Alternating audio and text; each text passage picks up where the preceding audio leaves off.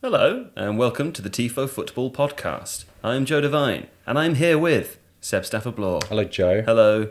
Who did we have on the podcast today, Seb? We had Rafa Honigstein on. We had Rafa Honigstein, a bookman and a journalist who writes for The Athletic. He does indeed. Incidentally, this is supported by The Athletic. Go to theathletic.co.uk/Tifo to receive a 30-day free trial and 50% off your annual subscription. That's 8 pence a day. And Rafa writes for The Athletic. He does. He's also written 3 excellent books. So we talk a lot about Jurgen Klopp.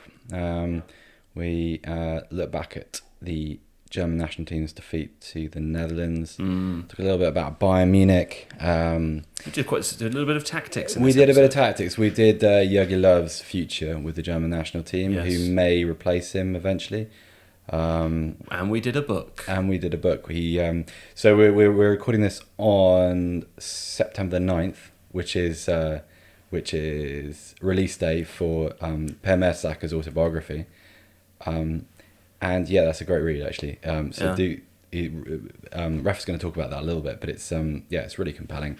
I'm not a big fan of autobiographies, but I really did enjoy it. So it's Thanks for that caveat. No. Well, you know, I feel that that's a symptom of the autobiography market itself, which is can be very self-serving. Whereas Mertesacker, he's a very forthright guy. He's got a lot of opinions. He's got something to say. He's got something to say, but he's also got something to say which is different to the normal conversation, which is why I really engage with it. I think he's obviously now head of Arsenal's academy, and so to mix his set of opinions with a powerful top flight club, not quite a European powerhouse, but certainly a very visible club in Europe.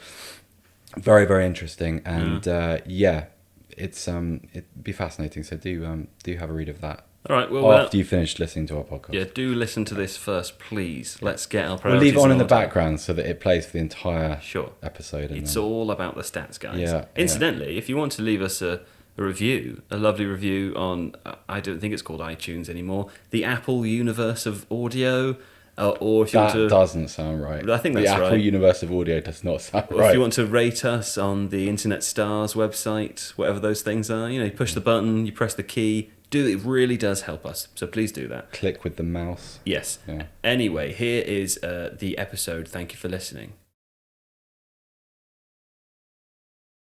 Hello, Rafa. How's it going? Hello, it's going really well. Thanks so much for coming in. Will you tell me first, you wrote a very interesting story for The Athletic about Bakary Jatta, who's a Ghanaian player, as you say, or was a Gambian player. It's a fascinating story. Will you retell it for me now? Of course. It's a story that dominated the headlines in Germany over the last couple of weeks, ever since Sportbild broke a story, really casting aspersions about the identity of Jatta. The Jatta that we thought we knew is a former refugee who came to Germany as a teenager without any parents, grew up in a sort of, I don't want to say orphanage, but basically a place where kids without parents are looked after, was very quickly seen to be very good with the football through some people working at that refugee camp. He was put in touch with a couple of football clubs, Werder Bremen and then Hamburg. He went on trial, and at Hamburg he signed a professional contract. Yeah. So an amazing story. He's now a regular for them. He's 21 now, playing for Hamburg SV in the second Bundesliga. But in early August, Sportbild had the story saying, well, we think this Jatta is in fact Bakary Jatta, a former under-20 Gambian international who had played at a series of professional football clubs all over Africa, and we think he falsified his identity, and in fact he is 2.5 years older. They, as their witnesses, had some former coaches who felt that this guy is the same player. You can imagine the reaction. It was very politicized. It became very, very ugly. Right-wing party, which is very popular, unfortunately, at the moment, the AfD, used it as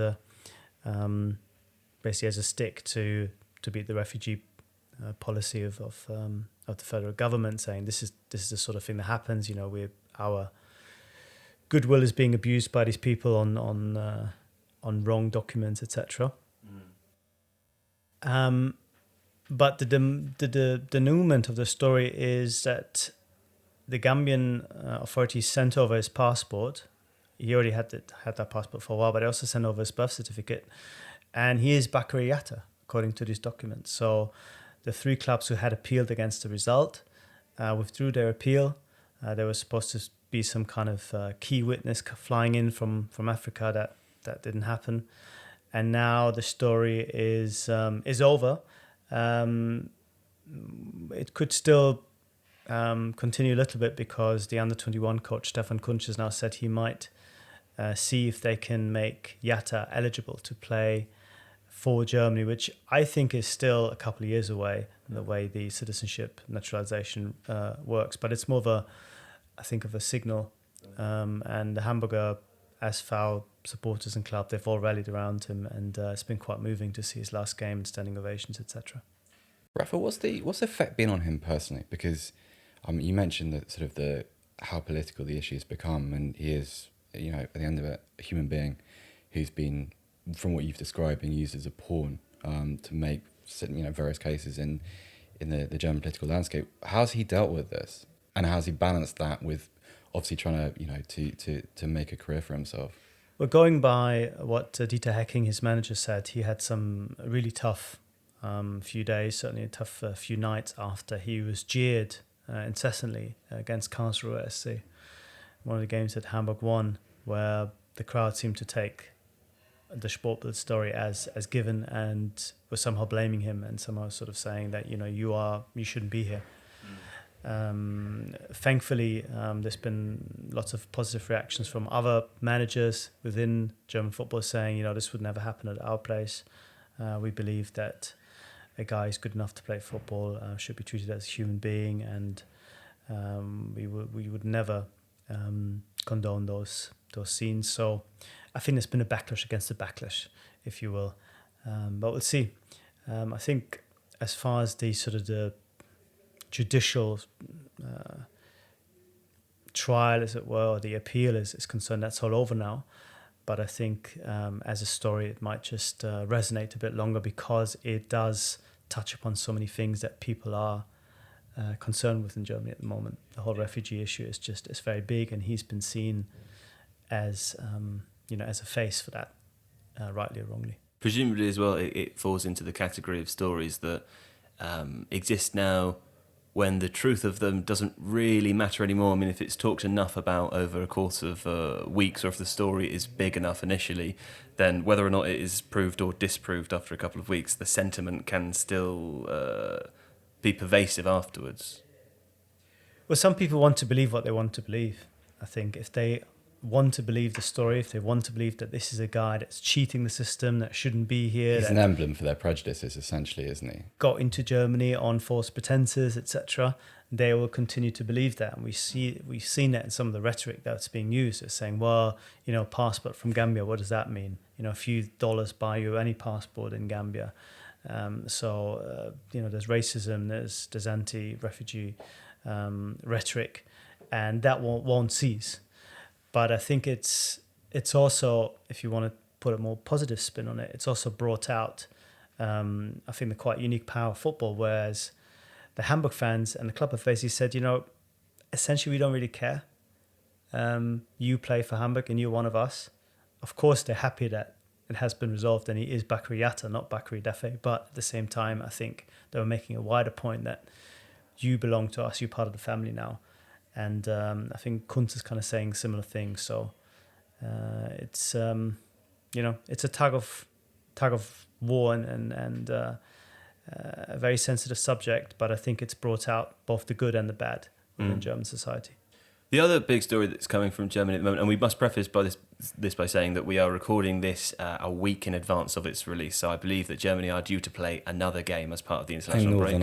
Playing Northern Ireland, which is Monday. We have not seen. No. So we're going to talk a little bit about the game against the Netherlands, in which Joachim Löw tried a slightly more reactive approach, and this has thrown up some questions more broadly about German football internationally and whether or not that is the right thing to do. Will you just talk us through what what the manager did in the game against the Netherlands and why that is an unusual thing? Well, this wasn't the first time. His big idea after 2018 was to go from a possessions football that had become a little bit slow, a little bit stale, to a more vertical, more direct approach. And it worked to an extent in the Nations League, even though the results weren't that convincing. It worked against Holland in the first game. It worked in a friendly against Holland as well.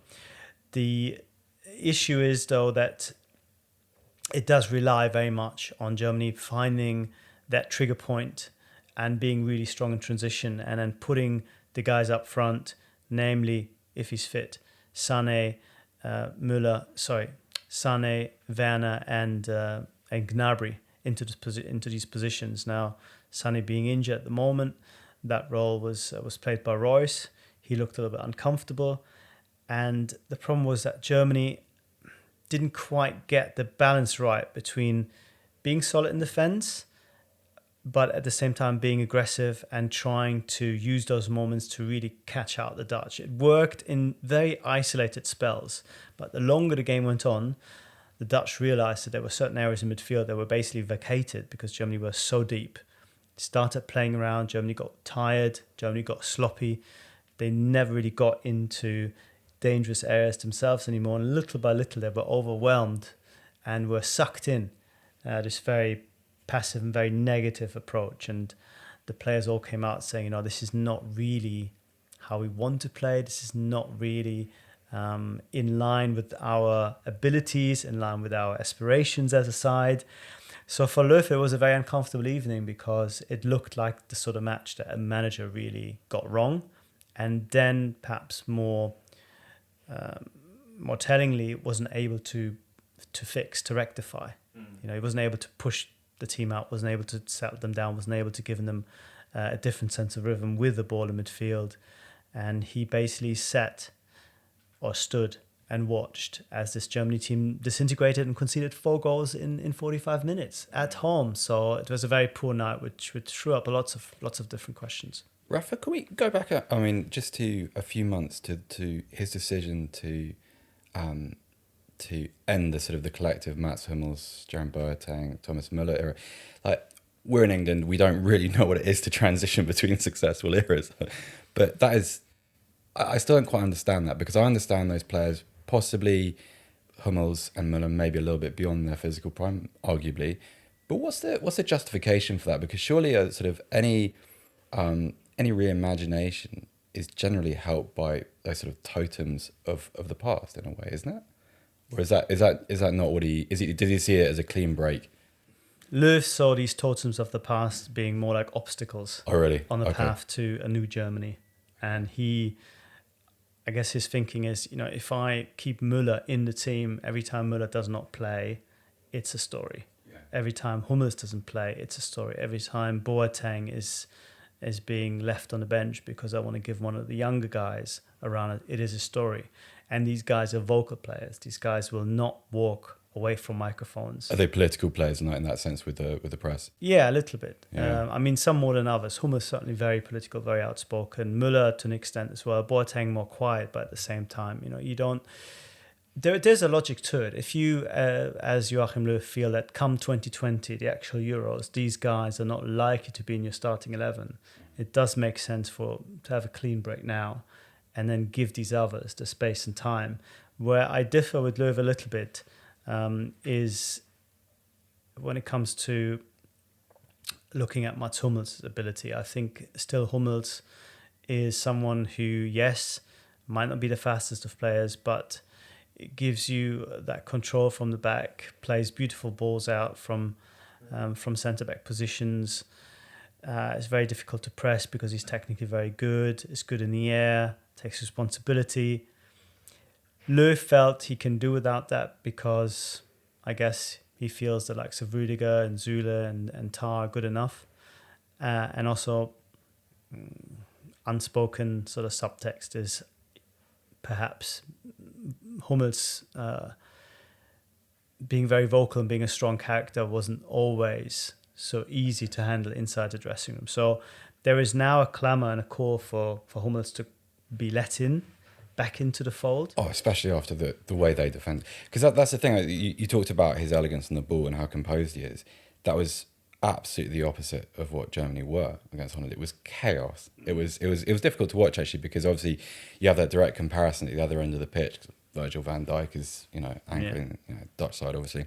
And De Ligt isn't that bad. And De Ligt, De Ligt, I feel like maybe is being sort of, he's kind of been anointed a little bit early. I think he's obviously going to be a wonderful player, but it looks a little bit shaky.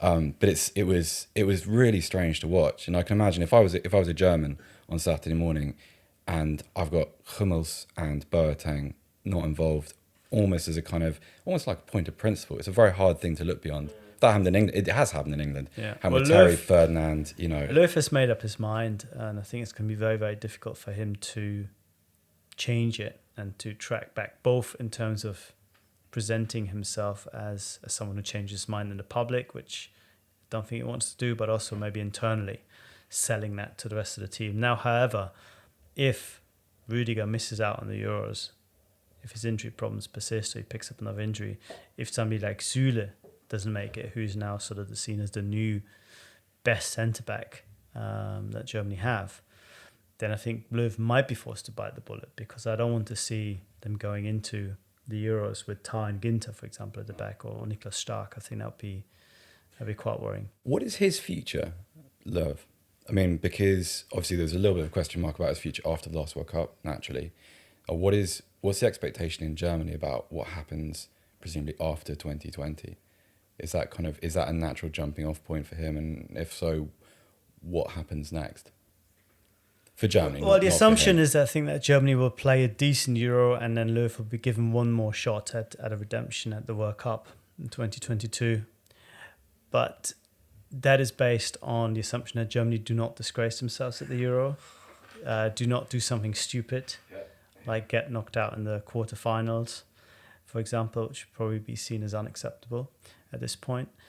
So, and I think maybe also sort of an atmospheric sense of, change is necessary. And after 2018, there was a groundswell of opinion that was saying, okay, this is the end. But at the same time, people still remembered Löw getting so many things right over the years, and I think wanted to believe that he could make changes and develop this team going forward. At the same time, there was no obvious candidate on the market. Now, this year, or next year, I should say, there is maybe Ralf Rangnick.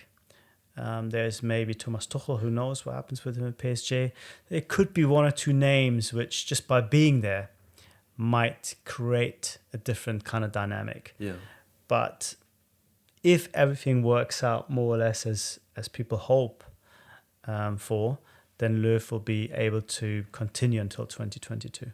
I mean, Ralf Rangnick makes more sense to me just based on the style of play that he perpetuated at Leipzig. I mean, the question that I have about Löw and the Germany team, I understand why you make a choice to make a break from the past and try a different style of playing. But it seems to me that the way in which they're attempting to do that is quite different from how many of the younger German coaches in the Bundesliga are playing with those very same players at club level. And I think, for example, you have Kai Havertz, who by the time 2022 comes around is presumably, you would have thought, might be one of the best players in that Germany team, who's a very technically capable player who plays in that, who would be, I know this is touted around a lot, but would be perfect in the Liverpool team under Klopp, for example. Yet the type of football that the German national team is seeking to play is quite different from that.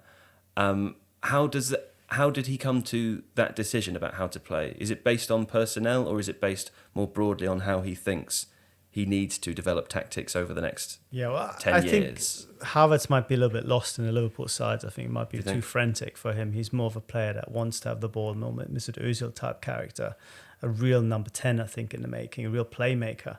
So possession football, I think, for him is the way forward. I mean, in Löw's defence, I think essentially we still see two Germanys, because Germany against most teams in the group stage, against most teams in the qualifiers, will have the ball and will have to find solutions against deep defences. So they will not line up with five at the back. They will not try to play on the break, because they just cannot be done against these sides. So they will have to reconnect with what really made them one of the best sides in Europe, which is the ability to play wonderful combination football, but at the same time having the pace, having the aggression, having the dynamics of it. Now, what Löw tried now against the so-called bigger sides in the Nations League and again against the Dutch and the qualifiers is to sort of have a plan B for those games where Germany perhaps have been a little bit naive, a little bit too open, a little bit too possession orientated in the past, and were seen then as a little bit one-dimensional. I mean, it happened certainly in 2018 the Mexico game against Mexico, yeah, exactly. Yeah. So on paper, it makes a lot of sense, but you still then have to utilize this plan a lot better. And if it doesn't work, or if the personnel isn't quite right for the plan, I personally think, having two midfielders to hold a defensive midfield, and there are Kimmich and Kroos, neither of whom is really an out-and-out defensive player. They're more like number 8s, Kroos more like an 8 or 10. It becomes very difficult because then you become very passive and very reactive, but with players who are not really suited to it. It's different when France do it, having effectively 4 central midfielders. One of them is Kante, one of them is Pogba, and you just go bang, pass it up to Mbappe. Yes, that is a very effective game plan, but works, yes. It might not be so effective for this Germany team. Yeah, okay. So what are your expectations then for the Euros, which I mean are coming up? Because you talked about them like this before, and I think other international coaches often do. The Euros are a big thing, but they are often seen as a precursor to a World Cup coming 2 years later. And you see coaches thinking in these 4-year phases rather than 2. But what are your expectations for the Euro 2020? Well, I think the team is good enough to contend and to be one of the best sides at the Euros. I think the squad has real quality. I think the likes of Sané and Gnabry and Werner, there's real talent there. Behind them, you've got Goretzka and Havertz and Gundogan and Kroos. So this is a good side, but there are question marks about the defense. Both in terms of personnel, but perhaps more so in the collective organization. And the big question mark is, can Löw get it right? Because in 2018, he got it wrong. He got it wrong when it came to sort of setting up the squad mentally. They went into the World Cup with a sense of entitlement. They were not switched on. They were not ready for the challenge. They were lost when suddenly the Mexicans didn't just do what they thought they would be doing and couldn't adjust. And tactically, they're vulnerable because Löw has this habit of making a mistake, and then he's not always the best manager when it comes to making changes during games when things don't go according to plan. This is something that's been a problem of his tenure through the years. That why do you think that is? Like, what is it about him as a character that prevents him from being able to do that? I don't know if it's a character. I don't know if it's a character issue. I think it's maybe some coaches are more talented than others. I think some coaches are very good at correcting their own mistakes and come out smelling of roses, even though they get the wrong approach. But then they sort it out. I mean, Guardiola would be a good example. Of course, Guardiola gets most things right, but certainly thinking back of the Bayern days, I can think of many games where Bayern tried something and after 20 minutes, Guardiola just felt, okay, this doesn't work at all. We're going to change it now. Remember substitutes in the first half. The 3 centre-backs in Camp Nou. Do you remember that game where it was just sort of... Yeah, they were played man v man all over the pitch. But I quite like it, Rafa. It's a willingness... I know, in hindsight, obviously not, but it's a willingness to at least try things where you see sort of some coaches, particularly now, who seem to line up their sides almost as a way of guarding their own legacy. Because they don't want that big hiding against the Barcelona, Real Madrid, Bayern Munich. It was true. It was a disaster. Let's not pretend it wasn't, but it was still interesting for me. This episode is supported by The Athletic, the best place to read about football online. Don't know why I said in between, because I know that because it's true.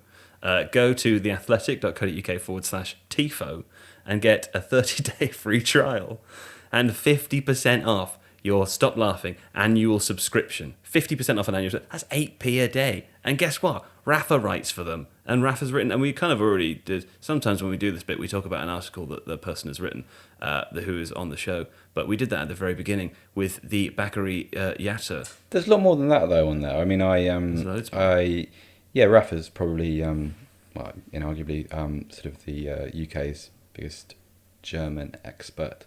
That sounded weird, like he's an expert on Germans.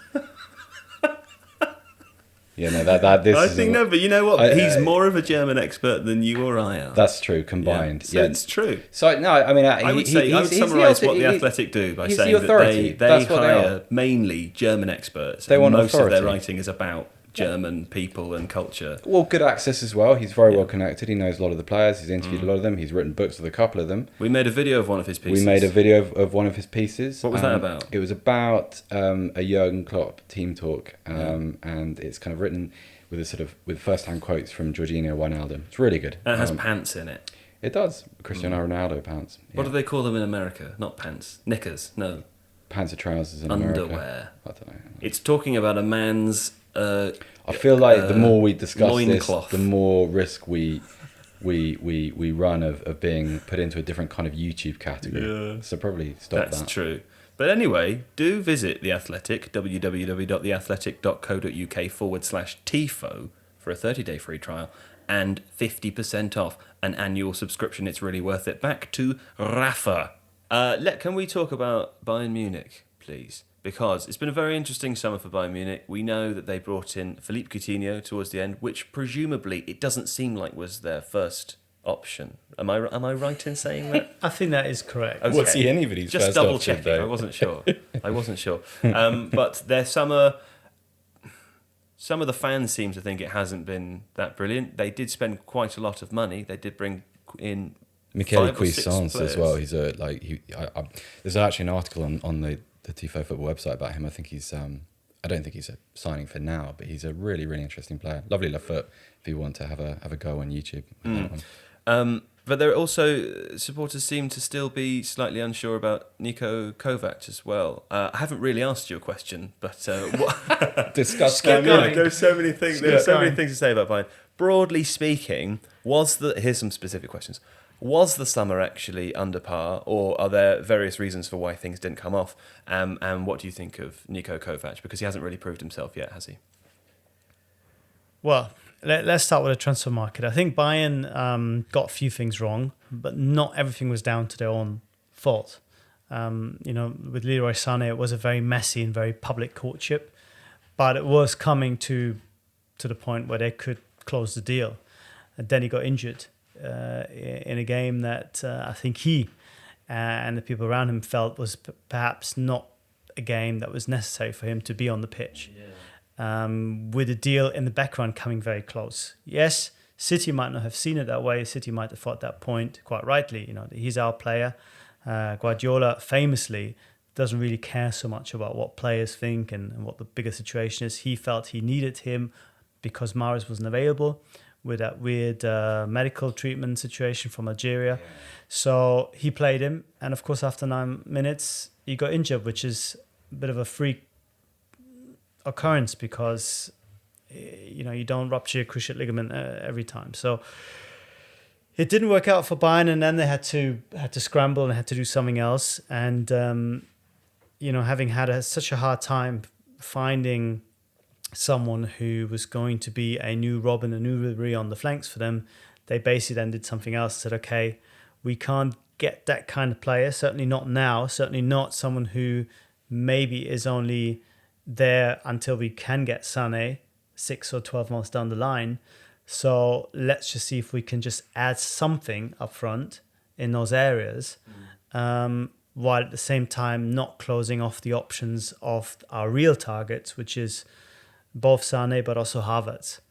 And in getting Coutinho on loan with an option to buy, I think it's fair to say that Bayern did a pretty good deal. Perisic is also just someone who will tide them over the next few months. I'm not quite sure if he's really of the required standard anymore. Is he a bit of a placeholder, Rafa, just on that left-hand side? Absolutely. And Bayern will feel, if everything works out with Sané's recovery, then by the time the Champions League knockout stages come around, he might be ours. If we can get a deal with City, and then things look very, very different all of a sudden when you got Coutinho plus Sané plus Gnabry plus Coman and Lewandowski up front. I mean, that's not bad.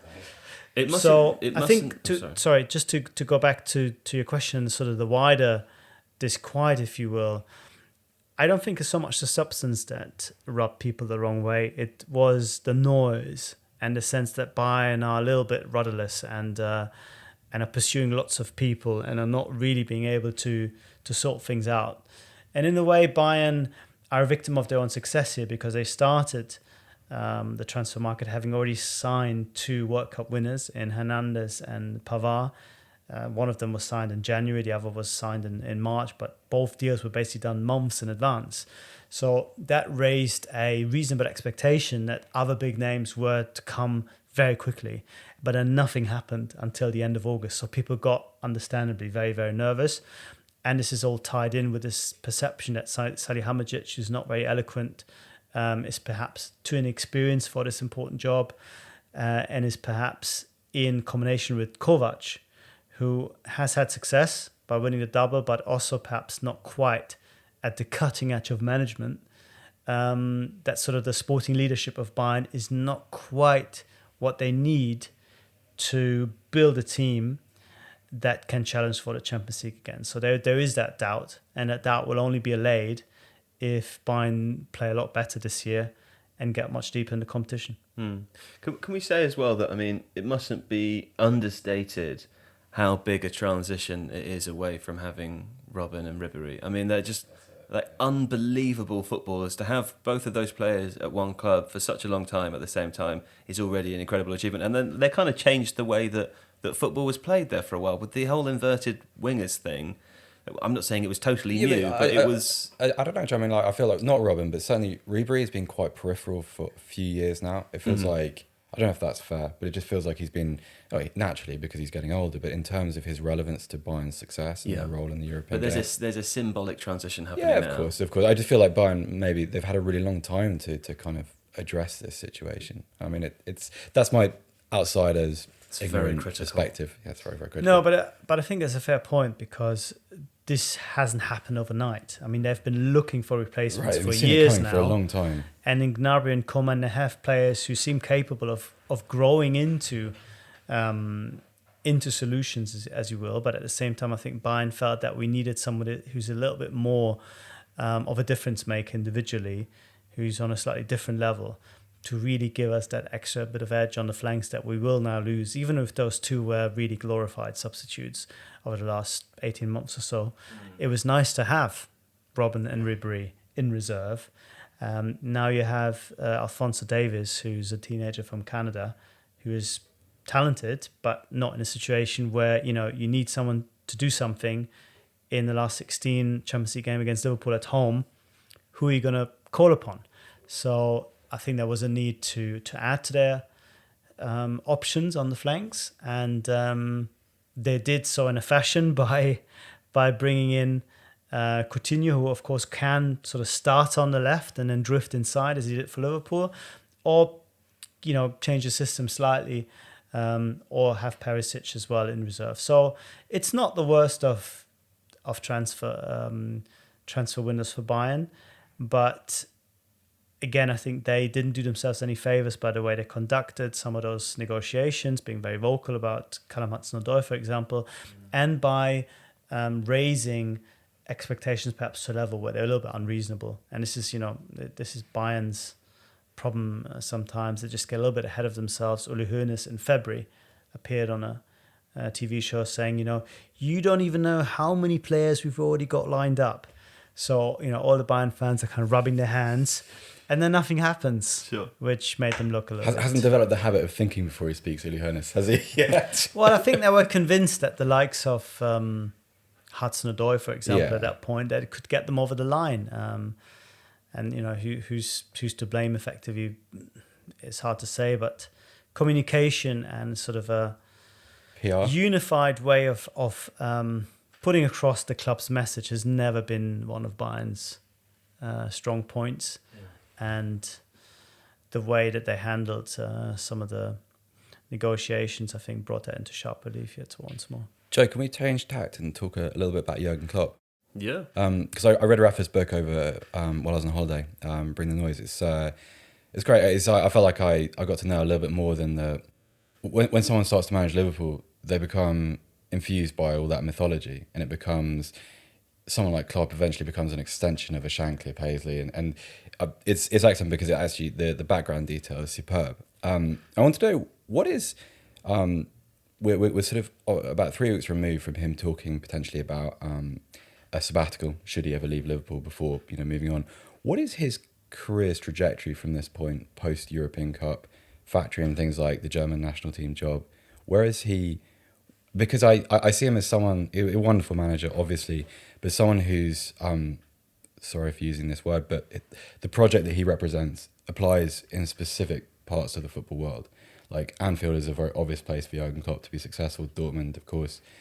Germany, I don't know. I'm not sure how it translates to a national team environment. Where do you see his career over the next 5-10 years? That's a very broad question. Yeah, just thrown at you. It's a fair one.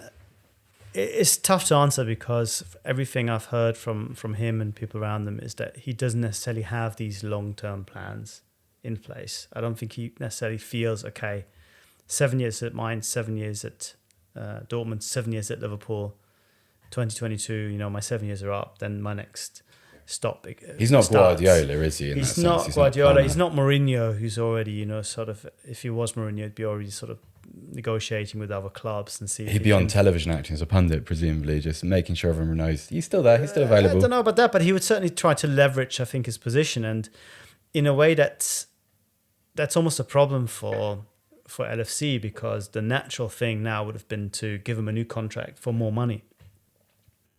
But he's not really interested in that. He is happy with the existing contract. He doesn't want to extend at this point, thinking, I'm not sure what happens in 3 years' time. I'm not sure I still have the same energy. I still have the same fire. I still get the same reaction from the players. I think he learned both at Mainz and Dortmund that there is perhaps a natural point where you either have to change the whole team or you have to change the manager for things to continue, because things can become stale a little bit. And there's only so many team talks you can do before players switch off. So unless you want to kind of build a new Liverpool at that point, which will have to be necessary, it'll be Liverpool post Firmino, post Mane, post Salah. It's frightening to think about it, I think, as a Liverpool fan. Then the alternative is to move on. So I think he doesn't want to prejudge all that by doing a new deal now, or by also categorically saying, I'm definitely off. No, I don't think he's interest to do that, does he? Hasn't. I just don't think he's made up his mind. But what I would say is, I just sense that the German national team and the ability sort of to infuse a whole nation and to win something for a nation and to win perhaps the World Cup or the Euros in 2024 is something that the back of his mind, I think, does appeal. And I think it also is a more natural, if he wants to continue management, it's probably a more natural destination when you're 55 and going towards your 60s than starting this whole project type management at a fourth club, because I think it is incredibly tiring to not just be the manager, but as you said, really be the figurehead for a whole city, or for one half of the city in Liverpool, source of energy, and for a community, for a club, for a tribe, and that is very tough to do it for a fourth time. So I think the national team, which is a much more genteel way of working, would be very appealing. So another question for you, because I would do it. One of the most interesting parts of your book is when he's first meeting with FSG. And he's talking about activating the Anfield crowd, and he's also talking when he's considering. I think it's when he's moving from Mainz to Dortmund, or from Dortmund to Liverpool. In both instances, there's this question of whether his communication translates to the new environment, particularly when he moves into a new language. Of course, in a national team environment where you're meeting players at best every 2 months, and your relationship with the crowd and your relationship with your home supporters is naturally different. I can't imagine Klopp. I'm not saying he wouldn't be successful in that environment. I find it's almost like a quantum leap between what he's known for and what's been behind success and what we know international football to be, which is kind of, I don't know about in Germany, but a much more dispassionate environment, it seems almost sort of contrary to what he stands for. I think it's a different rhythm of passion, because the passion and the pressure comes every 2 years. Yeah. in a very intense 2-3 maximum of 4 weeks, where every game is key.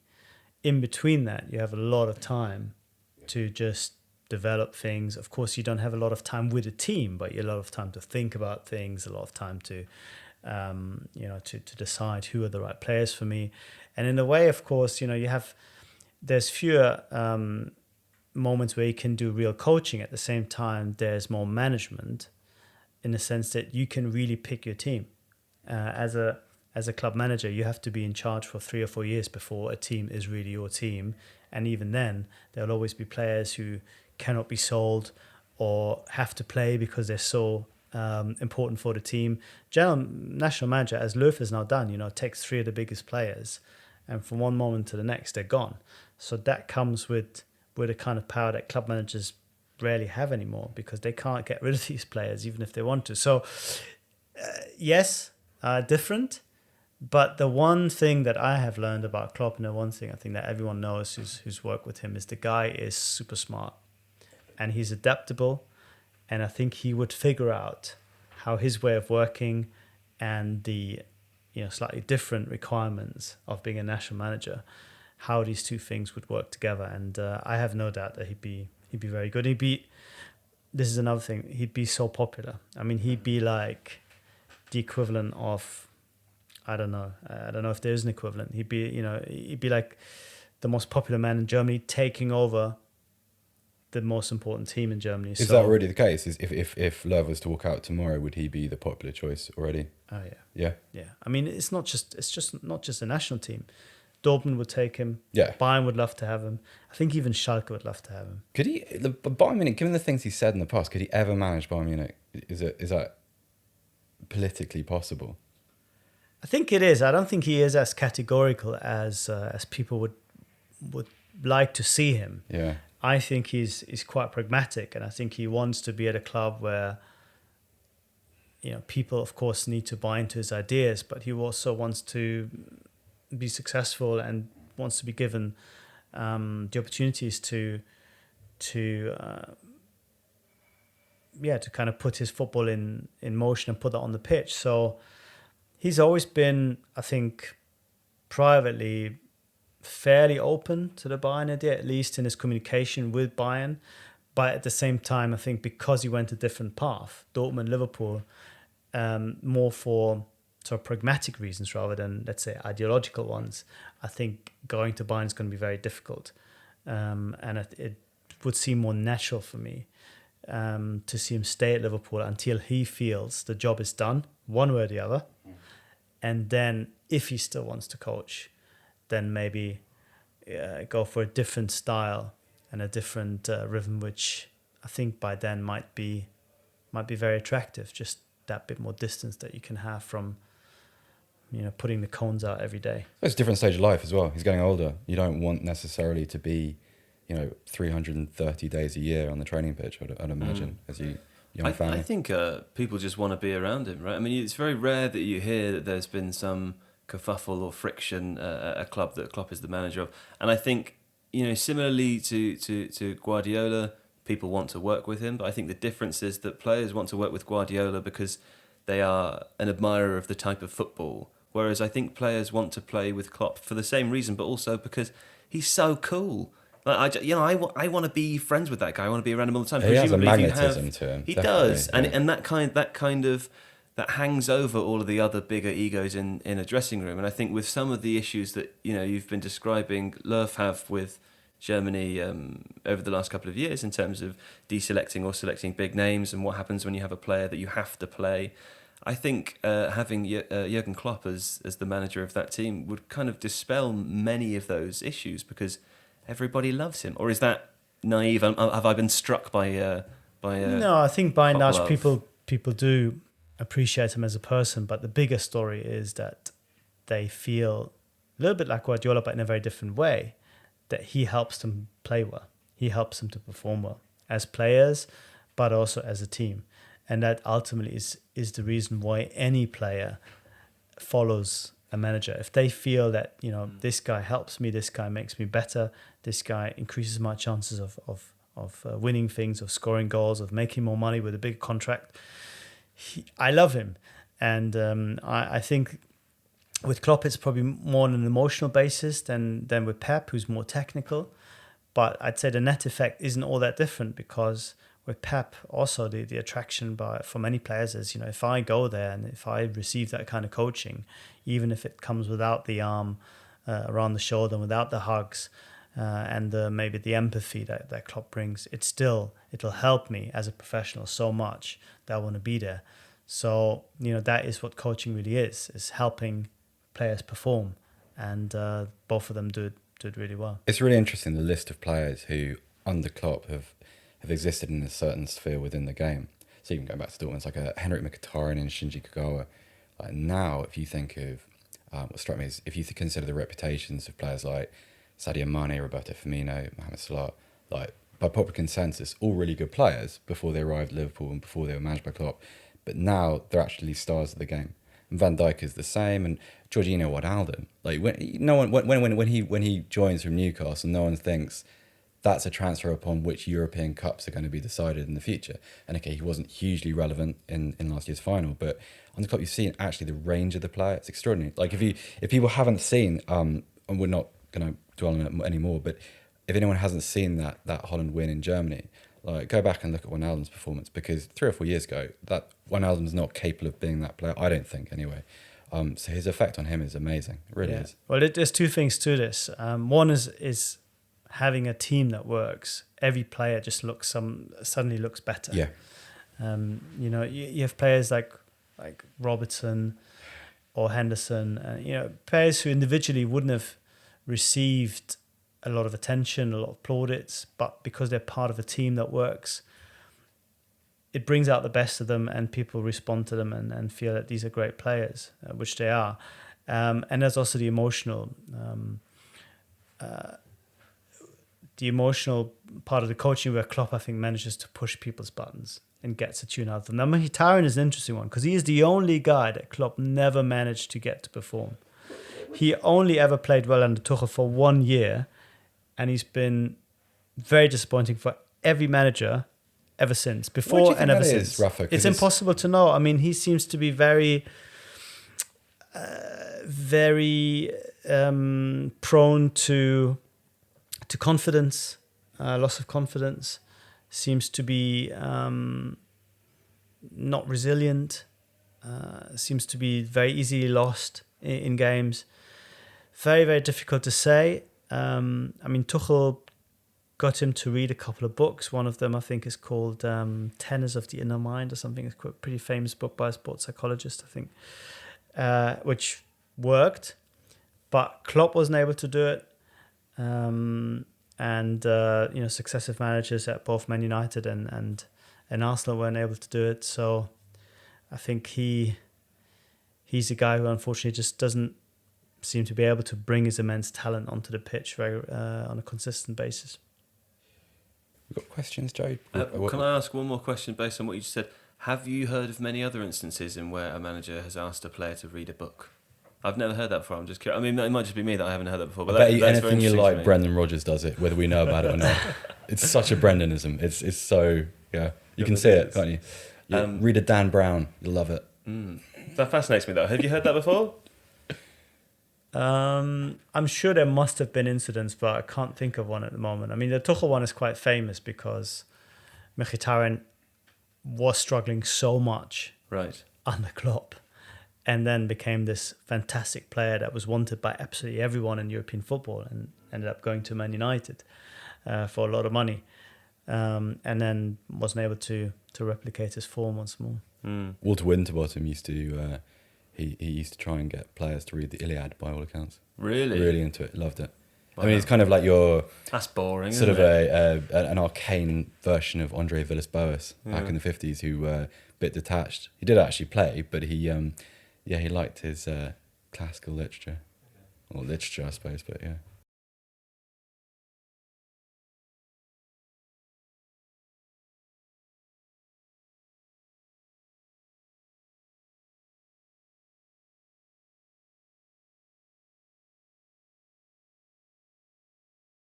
Questions from the community. Hacken asks, and I can't really read it from this angle, There has been a lot of talk lately about younger foreign players coming to play in the Bundesliga. Should young German players be doing the same and going elsewhere? Well, there's a boy, there's a teenager at Ajax called Nico Kühne who's doing quite well at the moment. We'll see if he can sort of become the German equivalent of Jadon Sancho in a foreign league, as it were. But by and large, the reason why English players have become very popular when it comes to getting young players in is because the Bundesliga sort of fulfills a need for them. They are looking for regular game time at a good level. In the past, they'd be loaned out to championship teams, but chances are they can't really play the kind of football that they need to play in order to really get ahead in their own teams. But their clubs are, as you can expect, reluctant to give them to better teams because then they would improve their rivals. So unless you really want to step down a level and go into a side batting relegation or it's team in mid-table playing maybe not the kind of football that you want, going abroad has actually become a good idea, and whether that's on loan or in the case of Sancho on a real deal. And the opposite, as it were, need doesn't really exist so much because the loan system is a lot less adversarial in Germany. Clubs are less reluctant to loan players out. There isn't that big a fear, this guy might succeed at one of our rivals. What's going to happen? The press will kill us. Why is that? Why is it different? I think it's just seen as a kind of an accepted part of Bundesliga business. I mean, there's a variety of Bayern players, for example, who went through really important loan spells at big teams. Babbel went to Hamburg, Lahm went to Stuttgart, Alaba went to Hoffenheim. There's a few more who really, at a crucial time of their development, were loaned out and came back much better players. Gnabry was on loan at Hoffenheim, was at Bremen before, when Bayern were already kind of in the background waiting for him to develop. So it's just a more, shall we say, organized career trajectory. So the need to go isn't that strong, and I think it's become it's not as attractive because if you're a young Germany player, you look at the problems of Jadon Sancho and of Hudson-Odoi and think, well, these guys have issues getting into their teams. If I come as a foreigner without the protection and the clamour from the fans to get one of their own in, what chance do I really have to break into this side? So the attraction isn't very strong. Rafa, I've got a niche question. What happened to Atakan Akanyak? I remember seeing him, if I'm saying that right, do you know who I mean by that? Or am I butchering? That? He was, I used to watch quite a lot of youth football, and he was, he captained Germany's, I think, under-18s a few years ago. He was in the same, either Leverkusen, still is, presumably, and he looked as close to a dead certainty to be... What was his name? Atakan Akanyak. I might be saying that wrong. I think maybe. So no one's ever. So if I dreamt this footballer. Sorry, no idea. Okay. Look him up on your phone, then I'll ask the next question. No, I don't need to look him up on my phone. I know he exists. I don't believe you. I had a classic overreaction. Look him up on your phone. Summer at home watching youth football, fall in love with a player. Think he's destined for the Ballon d'Or within 5 years. It's the beginning of a... Cut that out. Song. Okay, fine. No, I'm going to definitely will be leaving that in. Benjamin Scott, Rafa has made it... Apparently you've made it clear, Rafa, that you don't think Niko Kovac is the right manager for Bayern. What exactly does he think that Kovac lacks? Well, the big problem for Kovac certainly last season was to give Bayern ideas with the ball. Bayern will have the ball against most sides. Bayern will need solutions in the final third. And of course, you can just rely on the individual quality of Bayern to do something. And more often than not, that will happen in the league domestically. But when it comes to the better sides, then it'd be nice to have a bit of direction from outside rather than a coach telling you, you know what, you just go out there and express yourself, you'll be fine. Yeah. I don't want to do Kovac a disservice because I think he has taken some of the criticism on board, and the signs are that he is investing a bit more time now looking for playing patterns and looking for processes on the ball in recognition of Bayern's problems last year. But certainly the feedback from the players was very much, we are focusing a lot on defending, a lot on running, and a lot sort of the basics of the game. But what we need really as Bayern, we weren't given. And Bayern installed a new assistant coach in Hansi Flick, the former assistant of Joachim Löw at the World Cup in 2018. And by all accounts, Flick and Kovac are now responding to some of those needs and have changed training a little bit. So I don't want to say that, Kovac is not able to do it, but certainly last year he wasn't really doing what Bayern were looking for. Okay. There is another question here from Jake Howard. It's very long, and I'm going to slim it down by asking Götze. Mario Götze. He scored that wonderful World Cup final goal, and he, had been described in the same category as players like Lionel Messi in the past. What's happening with him now? Well, what's happening is that he is looking quite sharp every time he does play, which doesn't happen all that often because under Lucien Favre, he's not seen as a starter. He did play quite a few games in the second half of the season, but that mostly came as a false nine or with Royce ahead of him. Right now, Bakary Jatta is looking very strong and is the number 9, and Royce is behind him. So if you see Götze as a central forward of some sort, it's very difficult to find a space for him for Favre.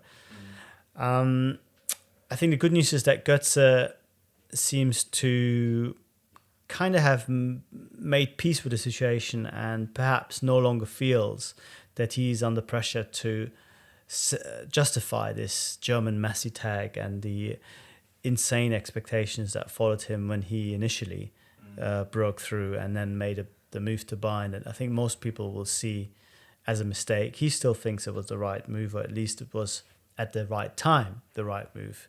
In hindsight, who knows? So, yeah, it'll be interesting because he's out of contract. Dortmund want to renew the contract, but perhaps not for the sort of money that he is currently on. And it comes down to what kind of market he has and how he will perform going into March, April, when the decision will be taken. So it's a big season for him. But having spoken to him in July, he seemed very relaxed and just seemed to think that, my football would be fine and I'm going to be okay. He is still only 27. What's his relationship like with the Dortmund fans now as a result of, obviously, Bayern? Well, I think Dortmund fans have never quite forgiven him for leaving to Bayern, but at the same time, he's not someone who gets jeered or they probably think a lot about him. It's the same with Hummels, I guess, having returned back from Dortmund. Most fans who somehow feel betrayed or somehow feel that this was the wrong decision just tend to ignore these guys and just concentrate on supporting the team, but neither of them gets a really strong negative reaction either. Do you want to ask about Per Mertesacker book before we finish? I do. I also want to update listeners who want to know that Özkan Akınyak is on loan in the Turkish Superliga, having been sold to Willem II.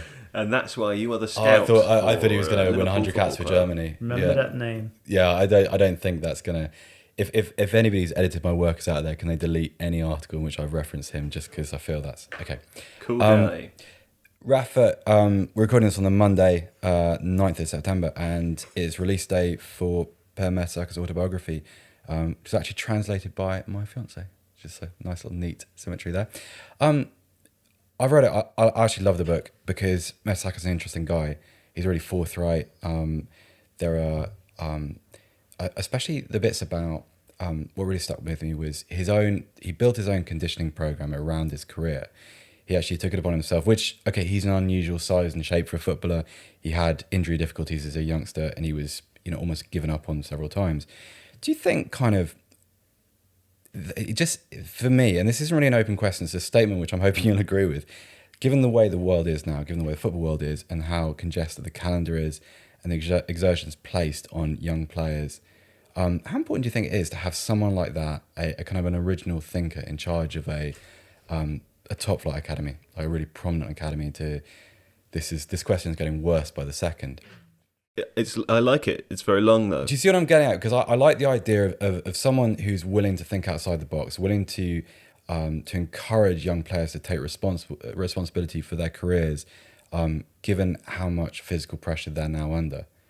Is there any sense in that at all that you can pick out?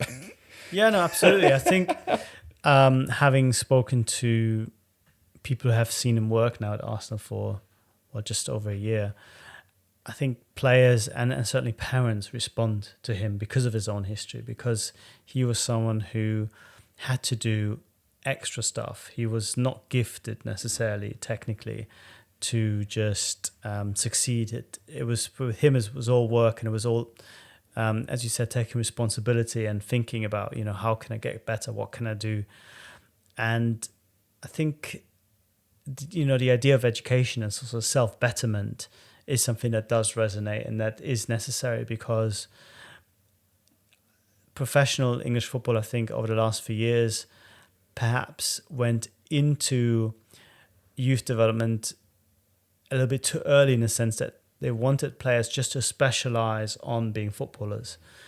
And there's a nice line that he said in the book where, it's generally accepted in Germany that football is sort of a school of life. The things you learn in football, the fair play, the team spirit, the looking after yourself, all these things are very beneficial for your later life. But he said, you can actually turn it on your head as well and say that life is a really good school for football. And what he means by that is, if you are exposed to the real world, if you're having to take the bus, if you are thinking about homework, if you're having to juggle different balls, being adaptive, being flexible, being challenged to do things, it will, in his view, then help you on the pitch as well to deal with situations that are unforeseen and don't look like the training exercises and the perfect pitches that you play on as a 15, 16-year-old in an academy. And that is his big story, if you will. And I think he's trying to make changes and trying to get players to sort of wake up to the bigger world out there, because he thinks that is very beneficial when it comes to sort of building personality, but also ultimately building good footballers. Yeah, if people listening, do try and find time to read that. I think it's quite rare to find someone so close to his career, to the end of his career, being so forthright. Because actually, I interviewed Jens Lehmann a few years ago, and he said many of the same things about education. He was honestly appalled at the lack of emphasis on education in English football. There's obviously a personality difference between Mertesacker and Lehmann. I think I haven't met Per Mertesacker, but it's a little bit easier to warm to him. And his personal experience and the kind of difficulties he faced, you can see why he has these ideas. And I just think it's really interesting to have someone like that in charge of an English academy, just because of what kind. I know these things come on a time lag. It's not going to produce a different type of Arsenal footballer overnight, but if he's there for 5-10 years, the kind of I think the buzz phrase in English football is problem solving. So it's a Dan Ashworth-ism, but it's true. Like if you get a player to take responsibility for his life, then that kind of tenuously applies to things on the field. So yeah, do read it. It's fascinating. It's I'm generally a little bit skeptical of autobiographies, but I loved it. So yeah. It was also really interesting to see the reaction of some of the players who've read the book when it came out in Germany. A lot of them seem to really be able to relate to the pressure and the almost sort of physical unwellness that accompanied some of the pressure he experienced as a player, because I think he started from a point where he perhaps never really felt 100% confident that he was good enough. Kind of thought that he was in the academies because of his dad originally, didn't he? Yeah. Correct. So he made it as a footballer late. He made it as a footballer in spite of many of his sort of physical limitations. And I think as a result, perhaps he always felt somehow under pressure to justify his place and to, not to make any mistakes, especially as a defender, I guess, where every mistake just can make the difference between you winning the World Cup and Germany getting knocked out in the last 16 and everyone blaming you. So, it was very interesting to talk to players now who read the book and who were almost, I think, I didn't want to say they admitted that they had similar thoughts, but you could just tell that it could relate to it very much. And I think it opened the door maybe to one or two more players after their careers being a bit more open about their vulnerabilities and their, the kind of precariousness of the situation that they've often find themselves in as professional footballers. I always find it very moving when they do that, because suddenly you see them as a human. Fragile human beings. Human being. Yeah, that's what you take away from it. Yeah. He comes across as a human being, not as a sort of an airbrush star of the game, but someone who is scrapped for everything he's got. And it's actually quite an inspiring story, given where he is as a teenager and how he sees himself within that context and what he became and what he is now. And he's a very self-deprecating guy, seemingly. So yeah, it's a great read. It really is. Available for purchase online and in shops, presumably. As of now. Okay. Rafa Honigstein, thanks very much for coming in. Thank you for having me. Really appreciate it. Great. Do go and read Rafa's work at The Athletic. It's wonderful. And we'll be back next week with something else. Thank you. Goodbye.